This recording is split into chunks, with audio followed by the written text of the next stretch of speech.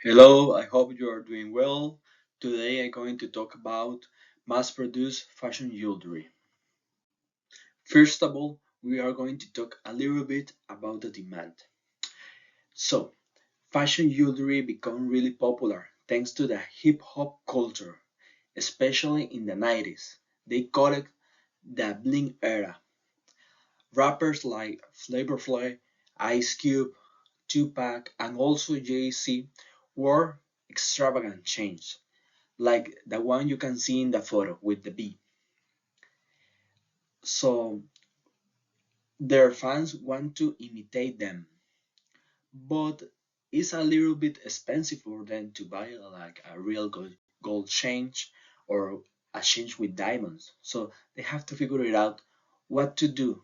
It's a demand right there, but the fans can't buy the expensive version of it.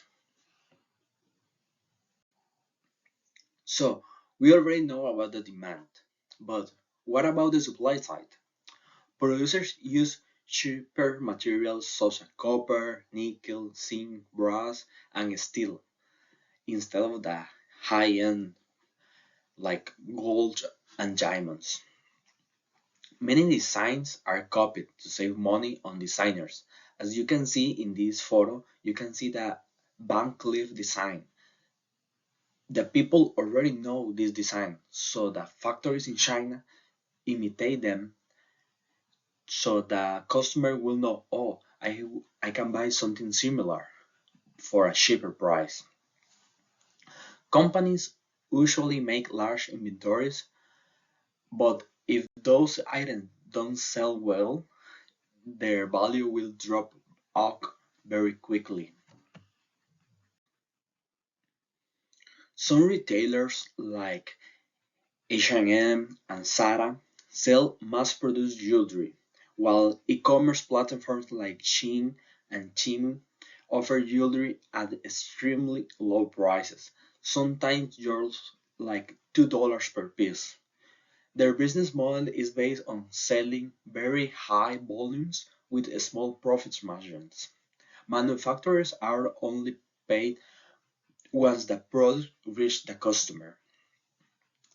And if there are a little bit of a defect, or maybe in the chain you can see a green part, they can even face like penalties for bad quality. As we already know, when demand is high, production will increase. But why?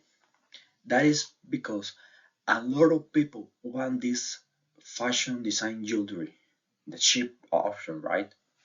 But online platforms set very low price standards because the oversupply. So while luxury jewelries remain very expensive because the materials and the high-end technology they use to make it and the designer they have to pay them, the market is low with cheaper alternatives. However, one major issue with maybe like that materials of the cheap one because they use toxic materials like cadmium or lead, this can be harmful to the customer health, obviously. And when safety concerns are exposed, demand can decrease and the brands may lose customer trust.